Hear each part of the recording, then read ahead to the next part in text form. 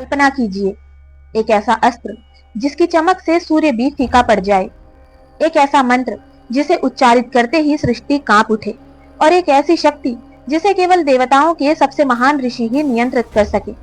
ये है ब्रह्मास्त्र, वो दिव्य अस्त्र जिसे एक बार छोड़ दिया जाए तो पूरी पृथ्वी तक विनाश के कगार पर आ सकती है।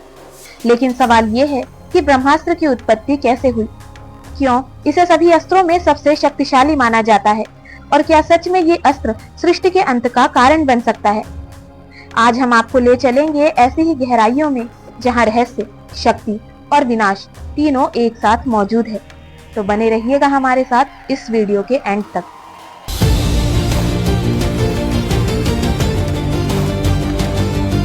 सृष्टि के प्रारंभ में जब कुछ भी नहीं था, न समय न दिशा, केवल एक अनंत शून्य, तभी उस शून्य से प्रकट हुए सृष्टि के रचयिता ब्रह्मदेव।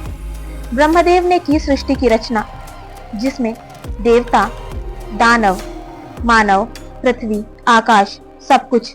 लेकिन जैसे जैसे सृष्टि बढ़ी, वैसे वैसे अधर्म और असुरों का आतंक भी बढ़ने लगा। असुरों की शक्तियां इतनी बढ़ गई कि वे देवताओं तक को पराजित करने लगे। तब सभी देवताओं ने ब्रह्मदेव से प्रार्थना की कि हे सृष्टिकर्ता, हमें ऐसी शक्ति प्रदान करे जिससे हम अधर्म का अंत कर सके। और तब ब्रह्मदेव ने ध्यान में लीन होकर अपनी तपस्या से एक दिव्य ऊर्जा उत्पन्न की। ये ऊर्जा इतनी प्रचंड थी कि पूरे ब्रह्मांड में हलचल मच गई, और उसी ऊर्जा से जन्म हुआ ब्रह्मास्त्र का। ब्रह्मास्त्र जो कि कोई साधारण अस्त्र नहीं था, बल्कि यह एक मंत्र आधारित दिव्य शक्ति थी, जिसे केवल धनुष से नहीं छोड़ा जाता, बल्कि इसे सक्रिय करने के लिए विशेष मंत्रों का उच्चारण आवश्यक था, और इसे नियंत्रित करने के लिए मन, आत्मा और तपस्या की शक्ति चाहिए थी। ब्रह्मास्त्र में यह क्षमता थी कि यह पूरा शहर नष्ट कर सकता था, वर्षों तक भूमि को बंजर बना सकता था, आकाश, पृथ्वी और संतुलन को बिगाड़ सकता था। लेकिन प्रश्न यह है कि ब्रह्मास्त्र को सबसे शक्तिशाली क्यों माना जाता है? क्योंकि ब्रह्मास्त्र सीधे ब्रह्मदेव की ऊर्जा से बना था, इसलिए इसमें सृष्टि की मूल शक्ति समाहित थी।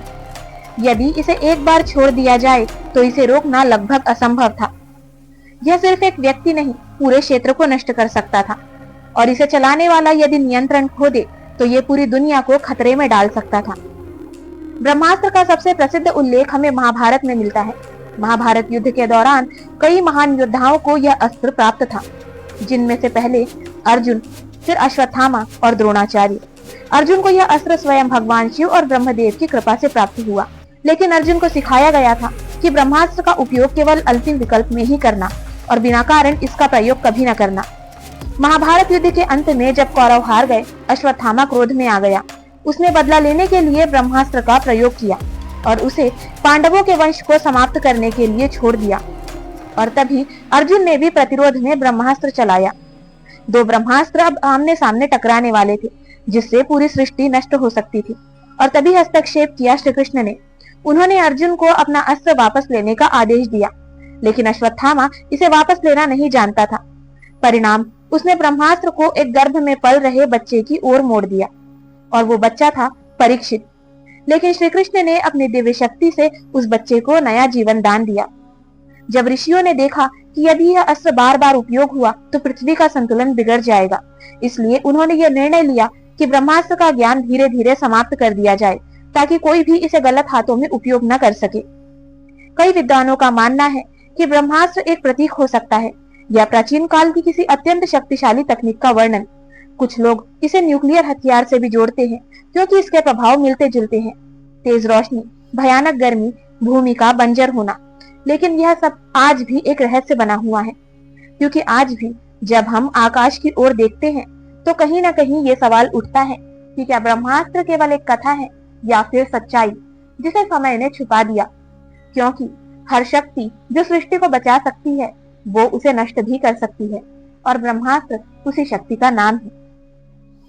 तो दोस्तों, अगर ये वीडियो आपको पसंद आया हो तो इसे एक लाइक करके शेयर जरूर करें। हमारे चैनल को अभी सब्सक्राइब करें, साथ ही कमेंट बॉक्स में जय श्री राम जरूर लिखें। धन्यवाद।